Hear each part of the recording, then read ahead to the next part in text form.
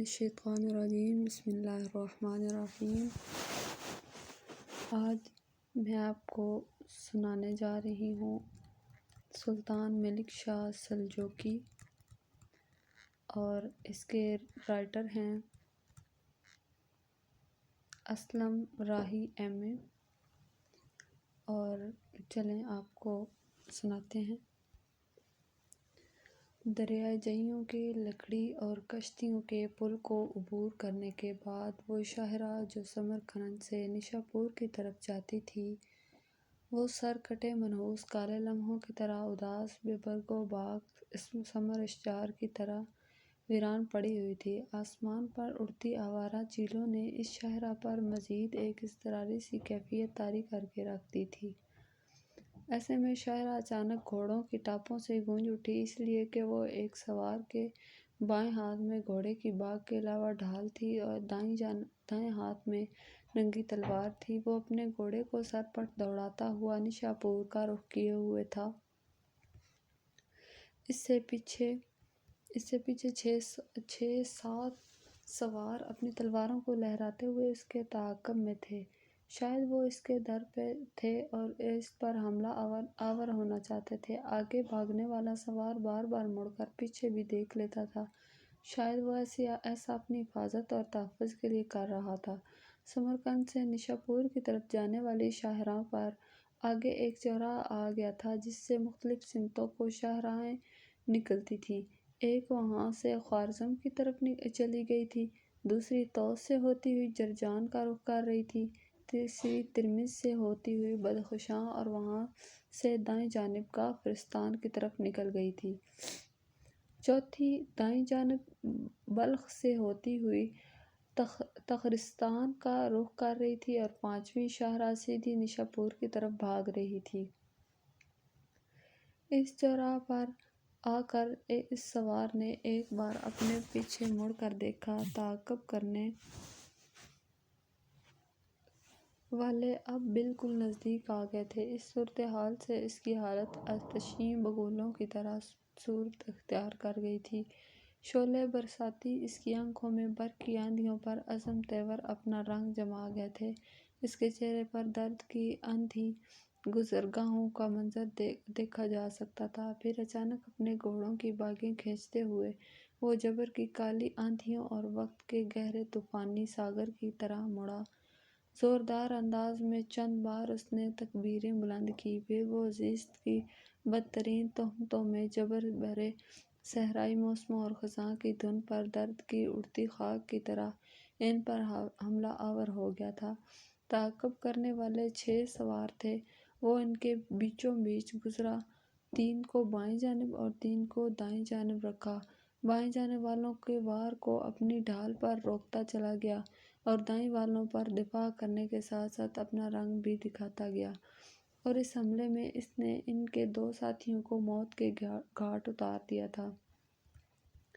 تعاقب کرنے والے اس کے خونخوار حملے سے دنگ رہ گئے تھے۔ تھوڑا سا آگے جا کر اس نے زوردار انداز میں اپنے گھوڑے کی باگیں کھینچیں۔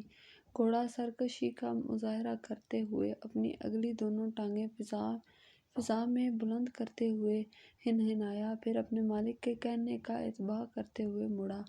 مڑنے کے بعد چند بار اس نے اپنے گھوڑے کی پیٹھ تھپتھپائی۔ گھوڑا ایک بار پھر اپنی دونوں ٹانگیں فضا میں بلند کرتے ہوئے وحشی انداز میں ہنہنایا۔ اس کے ساتھ ہی اس سوار نے چند بار اسی طرح وحشی انداز میں تکبیریں بلند کیں۔ اس بار اس کے چہرے پر امن اور خوشیوں کے پیغام، سپنوں کے گیتوں اور معصومیت کے رنگوں جیسا سکون اور اطمینان تھا۔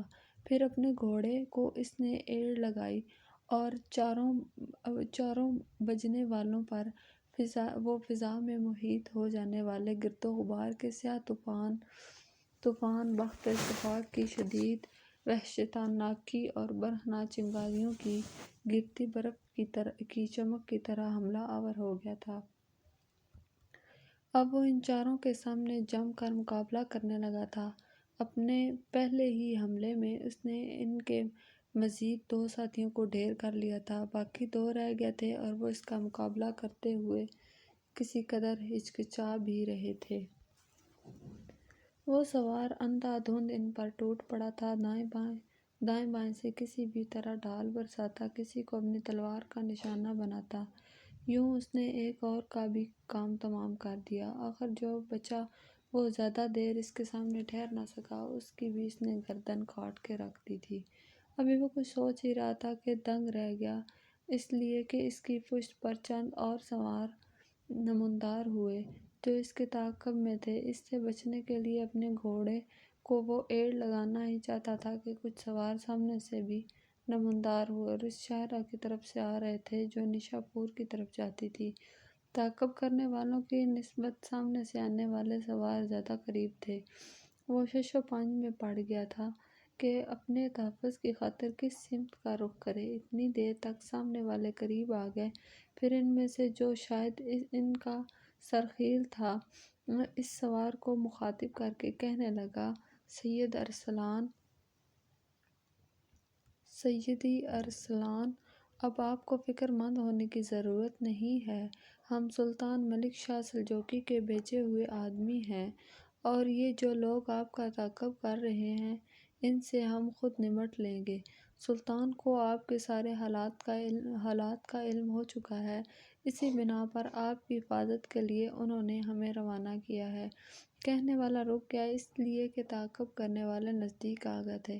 پھر اس نے اپنے ساتھیوں کو مخصوص اشارہ کیا جس پر وہ حرکت میں آ گئے۔ تعاقب کرنے والوں پر حملہ آور ہوئے اور لمحوں کے اندر ان سب کو انہوں نے ڈھیر کر کے رکھ دیا۔ تعاقب کرنے والوں کا خاتمہ کرنے کے بعد جب وہ سوار اس شخص کے پاس آیا جس کا تعاقب کیا جا رہا تھا اور جس کا نام نشا پور کی طرف سے آنے والوں نے ارسلان پکارا تھا، اس نے انہیں مخاطب کیا، میرے عزیز، میں تم سب کا ممنون اور شکر گزار ہوں کہ ان کا تعاقب کرنے والوں کے مقابلے میں تم لوگوں نے میری حفاظت کا ساماں کیا۔ وہی شخص جو پہلی بار اس سے مخاطب ہوا تھا پھر اسے مخاطب کر کے کہنے لگا، امیر ارسلان، آپ کو ہمارا شکریہ ادا کرنے کی ضرورت نہیں، ایسا کرنا ہمارے فرائض میں شامل ہے، اور پھر شکریہ کے حقدار تو سلطان ملک شاہ سلجوقی ہیں جنہوں نے بروقت آپ کے حالات کا علم ہونے کے بعد آپ کی حفاظت کا سامان کیا۔ اب آپ ہماری حفاظت میں نشا پور کی طرف چلیں۔ ارسلان نے کوئی جواب نہیں دیا، چپ چاپ نشا پور کی طرف جانے والے شاہراہ پر ان کے ساتھ ہو لیا تھا۔ وہ شخص جس کا نام ارسلان پکارا گیا تھا وہ آگے آگے تھا، باقی سارے مسلح جوان ان کے پیچھے تھے۔ اس موقع پر ایک جوان نے اپنے گھوڑے کو اپنے ساتھی کے قریب لے جاتے ہوئے اسے مخاطب کیا، میرے عزیز، برا مت ماننا، ذرا بتا تو صحیح یہ شخص کون ہے، تعاقب کرنے والے اس کے پیچھے کیوں لگے ہوئے تھے اور ہمارے سلطان ملک شاہ سلجوقی نے اسے کیوں اتنی اہمیت دی ہے کہ ہمیں یہاں بھیج کر اس کے تحفظ اور اس کی حفاظت کا سامان کیا ہے۔ دوسرے نے ہلکا سا ایک کہکا لگایا اور اسے مخاطب کر کے کہنے لگا، تو بھی احمق ہے، مگر تیرا بھی قصور نہیں ہے، اس لیے کہ تو لشکر میں نیا شامل ہوا ہے، لہٰذا تجھے اصل حالات کا علم نہیں ہے۔ سن، میں تجھے تفصیل بتاتا ہوں۔ اس شخص کا نام ارسلان ہے، دیکھتے ہو یہ ابھی زیادہ عمر کا نہیں، ابھی صرف 2 سال قبل یہ سلطان ملک شاہ سلجوقی کے بہترین صف اول کے سالاروں میں سے تھا۔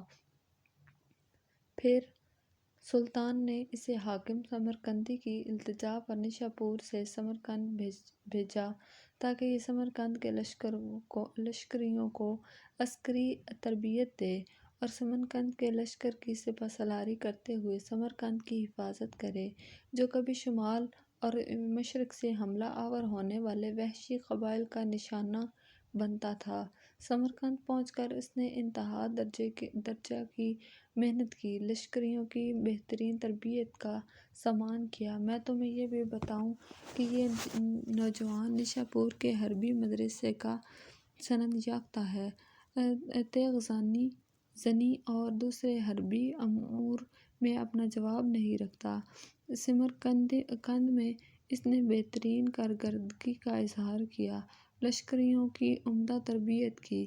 اس دوران حاکم سمرقند شہاب الدین کے دماغ میں نہ جانے کیا سمائی کہ اس نے سلطان ملک شاہ سلجوقی کے خلاف بغاوت کرنے کا عزم کر لیا۔ اس سلسلے میں اس نے امیر ارسلان سے گفتگو کی۔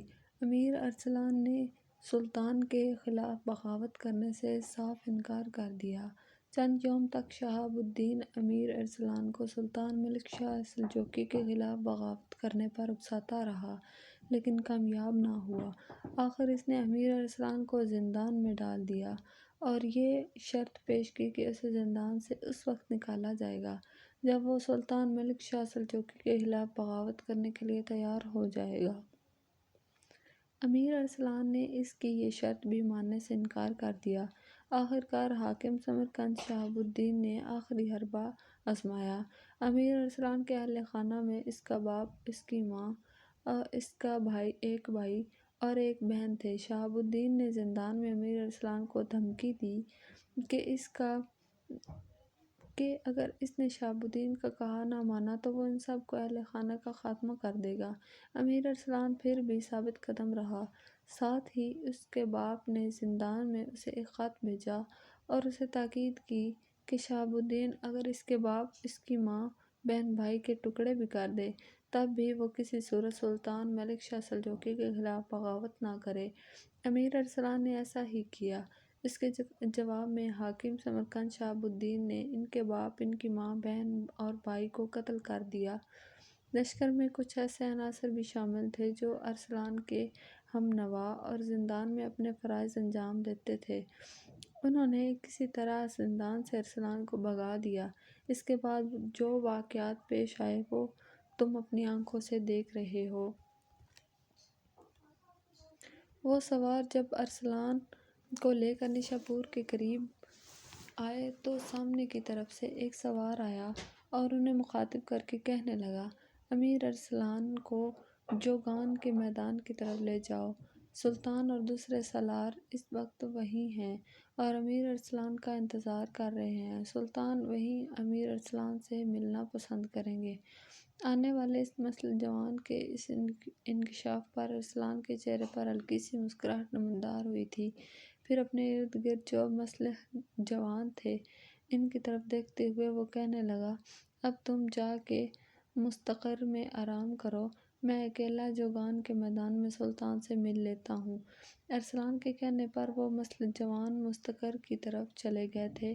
ارسلان نے اپنے گھوڑے کا رخ موڑا، اسے ایڑ لگائی اور پھر وہ جوگان کے میدان کا رخ کر رہا تھا۔ میدان کے کنارے آ کر ارسلان اپنے گھوڑے سے اتر گیا، اس لیے کہ اب سلطان اپنے سالاروں کے ساتھ کھڑا تھا۔ ارسلان آگے بڑھا، جب وہ قریب گیا تو بغل گیر ہونے کے لیے سلطان اپنے دونوں بازو پھیلا دیے تھے۔ بھاگ کر ارسلان سلطان سے بغل گیر ہو گیا تھا۔ سلطان سے ملنے کے بعد ارسلان سلطان کے ساتھ بڑے سالار قیوم الدولہ سے ملا۔ یہ وہی قیوم الدولہ تھا جس کے عظیم بیٹے عماد الدین زنگی نے صلیبیوں کا رخ موڑا اور یہ وہی قیوم الدولہ تھا جس کے پوتے نور الدین نے صلیبیوں پر ناقابل تلافی ضرب لگائی تھی۔ قیوم الدولہ سے ملنے کے بعد ارسلان سلطان کے سالار برسک، بدران اور پھر دوسرے سالاروں کے ساتھ بغل گیر ہو رہا تھا۔ جب سب کے ساتھ ارسلان بغل گیر ہو چکا تب جوگان کے میدان میں جوگان کا مقابلہ دیکھنے کے لیے لوگوں کے بیٹھنے کے لیے نشستیں بنی ہوئی تھیں، وہیں سلطان بیٹھ گیا۔ سارے سالار بھی سلطان کے ارد گرد بیٹھ گئے۔ پھر انتہائی دکھ اور درد بھرے انداز میں ارسلان کو مخاطب کرتے ہوئے سلطان کہہ رہا تھا، ارسلان میرے بیٹے، مجھے بے حد دکھ اور صدمہ ہے کہ حاکم سمرقند شہاب الدین نے انتہائی غیر ذمہ داری کا مظاہرہ کیا۔ وہ میرے خلاف بغاوت کھڑی کرنا چاہتا تھا، تمہیں اپنے ساتھ ملانا چاہتا تھا، لیکن تمہارے انکار کی وجہ سے اس نے تمہاری ماں، تمہارے باپ، تمہارے بھائی اور تمہاری بہن تک کا خاتمہ کر دیا۔ یہ ایسا جرم ہے جس کی سزا شہاب الدین کو کڑی ملے گی۔ اب شہاب الدین کھلم کھلا ہمارے خلاف بغاوت کر چکا ہے اور عنقریب ہم اس بغاوت کو فروغ کرنے کے لیے نکلیں گے۔ ارسلان، تم نے میرے کہنے پر لگاتار کئی ماہ تک سمرقند کے لشکروں کو بہترین تربیت دی، وہاں بڑی جانفشانی سے کام کیا، لیکن اس کا صلہ شہاب الدین نے تمہیں اچھا نہیں دیا۔ بہرحال شہاب الدین اپنے سزا سے بچ نہیں سکے گا۔ بیٹے، مجھے ذرا سارے حالات تفصیل سے سناؤ، اس لیے کہ ایسی قوتوں کے خلاف میں کھل کر حرکت میں آنا چاہتا ہوں۔ ارسلان نے کچھ سوچا، پھر وہ سلطان کی طرف دیکھتے ہوئے کہہ رہا تھا، سلطان محترم، مسلمانوں کے خلاف کام کرنے والا صرف سمرقند کا حاکم شہاب الدین ہی نہیں، اور بھی بے شمار قوتیں ہیں جو مسلمانوں کی سلطنت کو کمزور کرنے کے در پہ ہیں۔ مسلمانوں کی قوت کو کمزور کرنے میں سب سے بڑا ہاتھ انطاکیہ کے عیسائی حکمران فردوسروس کا ہے، جس کے بعد اس کا کام امر نصرانی حکمران پولس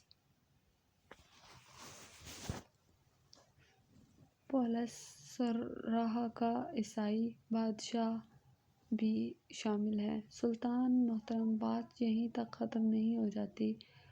ارہا کے قریب ہی ایک قلعہ ہے، اس قلعے کا نام جاجر ہے۔ اس قلعے کا حاکم بنو کشیر کا ایک شخص جعفر ہے، جو کسی قدر نابینا ہے۔ وہ بھی مسلمانوں کے خلاف برسپکار ہے۔ اس کے علاوہ وہ عیسائیوں اور باطنیوں کا ایک نمائندہ نام، جس کا شیخ عبد المالک بن عطاش اور جسے ہم عموماً ابن عطاش کہہ کر مخاطب کرتے ہیں۔ وہ باطنیوں کا داعی کبیر ہے، عراق میں مقیم ہے، مصر کے باطنی حکمران المستنصر باللہ کے لیے کام کرتا ہے۔ جہاں وہ باطنیوں کے لیے کام کرتا ہے، وہاں مسلمانوں میں پھوٹ ڈالنے کا کام بھی سر انجام دیتا ہے۔ سلطان محترم، ایک اور بڑی قوت بھی ہے، اور یہ قوت یہودیوں کی ہے۔ اس قوت کا سربراہ بڑا خوفناک انسان ہے۔ اس نام کا امر موسیٰ ہے۔ ارہا کے نواح میں جابر نام کا جو قلعہ ہے، اس میں قیام کرتا ہے، اور قلعے کے حاکم جعفر کے ساتھ اس کے بڑے اچھے تعلقات ہیں۔ یہ امر موسیٰ بھی مسلمانوں کے خلاف کارروائیوں میں شامل ہے۔ اس امر موسیٰ کا کوہستان قزوین میں بھی ٹھکانہ ہے۔ اس کے علاوہ امر موسیٰ یہ بھی کام کرتا ہے کہ آس پاس کے علاقوں میں جو بھی خوبصورت لڑکی ہو، خواہ وہ نصرانی ہو، مسلمان ہو یا یہودی ہو، اسے پکڑ کر کسی انطاکیہ، کسی کو مصر، کسی کو عمر، کسی کو ارہا کی طرف روانہ کرتا ہے۔ یہ سارا کام وہاں کے حکمرانوں کو خوش کرنے اور انہیں اپنے ساتھ ملانے کے لیے کرتا ہے، تاکہ بوقت ضرورت وہ ان کے ہاں جا کے پناہ لے سکے۔ سلطان محترم، یہ امر موسیٰ انتہا درجے کا خطرناک آدمی ہے۔ اس کے بھی باطنیوں کی طرح داعی اور فدائی ہیں، جو اس کے لیے جان کی بازی لگانے کے لیے تیار ہوتے ہیں، اور یہ سب یہودی ہیں۔ جب تک ان قوتوں کا ہم خاتمہ نہیں کرتے، اس وقت تک ہماری سلطنت میں امن اور سکون نہیں ہو سکتا۔ ان ساری قوتوں کے علاوہ حمص کا باطنی حکمران ابن ملعب بھی مسلمانوں کے خلاف کارروائیوں میں مصروف ہے۔ ارسلان جب خاموش ہوا تو مسکراتے ہوئے سلطان کہنے لگا، ارسلان میرے بیٹے، جو کچھ تم نے کہا ہے، اس کی تھوڑی بہت تفصیل پہلے بھی میرے پاس پہنچ چکی ہے۔ تم نے ان واقعات کو خوب تفصیل کے ساتھ بیان کیا ہے۔ ہم ان کے خلاف ضرور حرکت میں آئیں گے۔ بیٹے، جہاں تک یہودی امراء امر موسیٰ کا تعلق ہے تو وہ واقعی انتہا درجہ کا خطرناک انسان ہے، اور اس کے داعی بھی جگہ جگہ پھیلے ہوئے ہیں۔ اس کے ڈسے ہوئے کچھ لوگ بھی یہاں پہنچے ہیں۔ دیکھ بیٹے، تیرے نشاپور سے سمرقند جانے کے بعد تیری حویلی خالی رہی اور اس کی صفائی ستھرائی کا اہتمام ہوتا رہا۔ تیرا جو باغ تھا اس کی دیکھ بھال کے لیے میں نے ایک شخص کو مامور کیا تھا۔ میں نے تہیہ کر رکھا تھا کہ اسے اپنے پاس سے معاوضہ دیتا رہوں گا، اور باغ کی جتنی آمدن ہوگی وہ تمہاری واپسی پر تمہارے سپرد کر دی جائے گی۔ لیکن حالات کی ستم ظرفی دیکھو کہ اسی دوران امر موسیٰ کا ڈسا ہوا ایک شخص یہاں پہنچا۔ وہ خود بھی یہودی ہے، نام اس کا اخمیوت ہے۔ اس اخیموت کی بدقسمتی کہ اس کی 2 بیٹیاں ہیں۔ ان 2 میں سے ایک انتہا درجے کی خوبصورت ہے، نام اس کا زوہا ہے۔ امر موسیٰ نے زوہا کو کہیں دیکھا، حالانکہ اس کے باپ اور ماں کا کہنا ہے کہ ان کی بیٹی کبھی باہر بھی نہیں نکلی۔ ایسا وہ اپنی خوبصورتی کی وجہ سے کرتی تھی تاکہ کسی کی نظر بد اس پر نہ پڑے۔ پھر بھی امر موسیٰ کے فدائیوں نے کہیں اس کی جھلک دیکھ لی۔ بات امر موسیٰ تک پہنچی۔ امر موسیٰ نے زوہا کو اٹھا لانے کے لیے اپنے نمائندے بھیجے۔ اسے اتفاق کہو کہ جب امر موسیٰ کے آدمی زوہا کو اٹھانے کے لیے آئے تو زوہا کو انہوں نے اس کے گھر سے تو نکال لیا، لیکن اس دوران کچھ مسلح جوان جو انہی کی بستی کے رہنے والے تھے آڑے ہوئے، جس پر امر موسیٰ کے آدمی زوہا کو چھوڑ کر بھاگ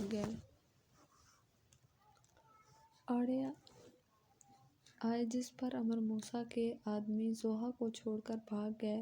زوہا کے بعد اخیموت کو جب خبر ہوئی کہ امر موسیٰ کے آدمی اس کی بیٹی زوہا کے پیچھے پڑ گئے ہیں، تب اس کو یقین ہو گیا کہ ایک نہ ایک روز امر موسیٰ خود یا اس کے دائی زوہا کو اٹھا کر لے جائیں گے۔ اگر وہ ایسا نہ کر سکے تو زوہا کا کام ضرور تمام کر دیں گے۔ ان سارے حالات کو سامنے رکھتے ہوئے اخیموت اپنی دونوں بیٹیوں اور اپنی بیوی کے ساتھ وہاں سے بھاگ نکلا۔ نشاپور میں آ کر اس نے مجھ سے امان طلب کی۔ اخیموت کی بیوی کا نام زفنیہ ہے اور اس کی دوسری بیٹی کا نام غریاد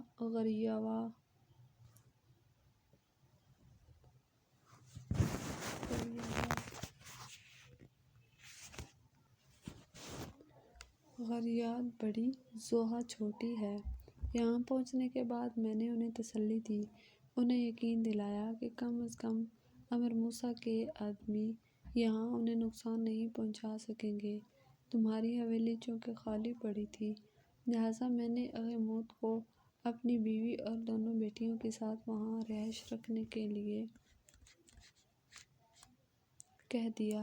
اخیموت بڑا باعزت باغیرت انسان ہے۔ وہ چاہتا تھا کہ کوئی کام کرے اور رزق حلال کما کر اپنے بچوں کا پیٹ پالے۔ جب ان خیالات کا اظہار اس نے مجھ سے کیا تو میں نے تمہارے باغ کا ٹھیکہ اسے دے دیا۔ اب وہیں تمہارے باغ کی دیکھ بھال کرتے ہیں اور تمہارے باغ کی آمدنی کا خوب خیال رکھتے ہیں۔ بیٹے، اگر تم اخیموت اور اس کے اہل خانہ کو اپنی حویلی میں نہیں رکھنا چاہتے تو ان کی رہائش کا کہیں اور اہتمام کر دیا جائے گا، اور اگر تم انہیں برداشت کرتے ہو تو تمہاری حویلی کافی بڑی ہے، ایک حصے میں تم خود رہائش کر لینا، ایک حصے میں انہیں پڑا رہنے دینا۔ اس طرح ان کی حفاظت کا بہترین اہتمام ہو سکے گا۔ ویسے میں نے کئی مسلح جوان مقرر کر رکھے ہیں جو ہمہ وقت ان کی حویلی پر نگاہ رکھتے ہیں تاکہ کوئی بھی مشکوک آدمی حویلی میں داخل ہو کر اخیموت کی بیٹیوں کو نقصان پہنچانے کی کوشش نہ کرے۔ اب بولو، تم کیا کہتے ہو؟ ارسلان مسکرایا اور کہنے لگا، سلطان محترم، ان سب لوگوں کو حویلی میں رہنے دیں، میں لشکرگاہ میں قیام کر لوں گا۔ سلطان محترم، میں اکیلا ہوں، اگر میرے ماں باپ بہن بھائی ساتھ ہوتے تو میں اخیموت اور اس کے اہل خانہ کے ساتھ حویلی کے ایک حصے میں قیام کر لیتا۔ اب میں وہاں اکیلا ہوں، بے ضرورت سا انسان ہوں۔ میرا لشکرگاہ میں قیام کرنا ہی بہتر ہے، اور پھر مجھے اکیلے کا اخیموت کے اہل خانہ کے ساتھ قیام کرنا اچھا نہیں لگتا۔ اس کی جوان بیٹیاں ہیں، ان کے اندر میرا رہنا سلطان محترم معیوب ہے۔ سلطان محترم، جہاں تک میرے باغ کا تعلق ہے تو وہ آپ اخیموت کے پاس ہی رہنے دیں، اور میری طرف سے اسے یہ پیغام بھجوا دیں کہ باغ کی آمدنی سے سب سے پہلے وہ احسن طریقے سے اپنے اخراجات پورے کرے۔ اس کے اخراجات کے بعد اگر کوئی رقم بچی جس کو وہ فالتو خیال کرے تو مجھے دے دیا کرے، اور اگر نہ بچے تو مجھے کوئی اعتراض نہ ہوگا۔ بہرحال سلطان محترم، میری آرزو ہے کہ مجھے موقع ملے کہ میں اس امر موسیٰ اور باطنیوں کے داعی کبیر ابن عطاش کے خلاف حرکت میں آؤں۔ جب تک یہ لوگ زندہ ہیں مسلمانوں کے خلاف سازشیں کرتے رہیں گے۔ میں آپ سے یہ بھی کہوں گا کہ سمرقند سمیت جہاں کہیں بھی سازش ہوتی ہے، اس میں ابن عطاش، امر موسیٰ کے علاوہ ارہا، حمص، امرا اور انطاکیہ کے عیسائی حکمرانوں کا ساتھ ضرور ہوتا ہے۔ میں یہ بھی گزارش کر دوں کہ ان مسلم دشمن قوموں نے قلعہ الموت کے حاکم مہدی علوی کو بھی اپنے ساتھ ملانے کی کوشش کی تھی، لیکن مہدی علوی نے مسلمانوں کے خلاف ان کی سازش میں شریک ہونے سے انکار کر دیا۔ جواب میں سلطان تھوڑی دیر تک مسکراتا رہا، پھر ارسلان کی طرف دیکھتے ہوئے کہنے لگا، ارسلان میرے بیٹے، عنقریب ہم اس ابن عطاش اور امر موسیٰ کے خلاف بھی حرکت میں آئیں گے۔ انطاکیہ کے بادشاہ فردوروس، امرا اور ارہا کے عیسائی حکمرانوں کو بھی ان کے کیے کی سزا ضرور ملے گی، مگر سب سے پہلے ہم ان سمرقندوں میں شہاب الدین کی بغاوت سے نمٹنا ہے۔ سلطان کہتے کہتے رک گیا، اس لیے کہ دائیں جانب سے نظام الملک توسی اور عمر خیام آتے دکھائی دیے تھے۔ جب وہ دونوں سلطان کے قریب آئے تب نظام الملک توسی کو مخاطب کرتے ہوئے سلطان کہہ رہا تھا، خواجہ بزرگ، تم بڑے اچھے وقت پر آئے۔ یاد رہے کہ مورخین بیان کرتے ہیں کہ سلطان ملک شاہ سلجوقی ہمیشہ نظام الملک توسی کو خواجہ بزرگ کہہ کر مخاطب کیا کرتا تھا۔ جواب میں نظام الدین توسی مسکراتے ہوئے بول پڑا، سلطان محترم، مجھے ارسلان کی آمد کی خبر ہوئی تو میں بھاگا بھاگا اس کی طرف چلا آیا۔ اس کے ساتھ ہی نظام الملک التوسی آگے بڑھا اور بڑی شفقت سے گلے لگا کر ارسلان سے ملا۔ اس کے بعد ارسلان عمر خیام سے بغل گیر ہو رہا تھا۔ جب ایسا ہو چکا تب سلطان نے دوبارہ نظام الملک توسی کو مخاطب کیا اور اس سے پہلے ارسلان سے جو گفتگو ہوئی تھی اس کی ساری تفصیل نظام الملک توسی سے کہہ دی تھی۔ پھر سلطان اپنی جگہ پر اٹھ کھڑا ہوا اور نظام الملک توسی کو مخاطب کر کے کہنے لگا، خواجہ بزرگ، ارسلان نے لشکرگاہ کے اندر قیام کرنے کا فیصلہ کیا ہے۔ میں اس صدمے کو تو کبھی فراموش نہیں کر سکوں گا۔ شہاب الدین کے ہاتھوں اس کے ماں باپ، بہن بھائی مارے گئے۔ بہرحال اس کی فراخدلی ہے کہ اس نے یہ فیصلہ کیا ہے کہ اس کی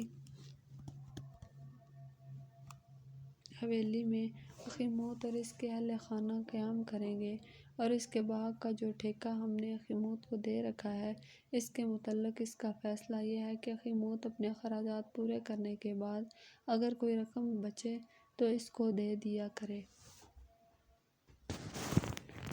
اب ارسلان کی مدولہ برقس اور بدران کے ساتھ لشکرگاہ کی طرف چلے جائے گا۔ تم یہاں سے سیدھے ارسلان کی حویلی میں اخیموت سے ملو، اور یہ ہمارے درمیان جو گفتگو ہوئی ہے اس سے آگاہ کر دو تاکہ وہ اس حویلی کو اپنی حویلی سمجھ کر قیام کرتا رہے۔ اسے بھی خبر ہو چکی ہوگی کہ حویلی کا مالک ارسلان لوٹ چکا ہے، اور شاید اس کے ذہن میں یہ بات بیٹھ گئی ہو کہ حویلی اسے خالی کرنا پڑے گی اور وہ باغ کے ٹھیکے سے بھی محروم ہو جائے گا۔ تو اس سے ملو اور اسے ڈھارس دو کہ وہ بدستور حویلی میں ہی رہے اور باغ کا ٹھیکہ بھی اس کے پاس رہے گا۔ اس کے ساتھ ہی سلطان اٹھا اور اپنے محافظ دستے کے ساتھ چلا گیا۔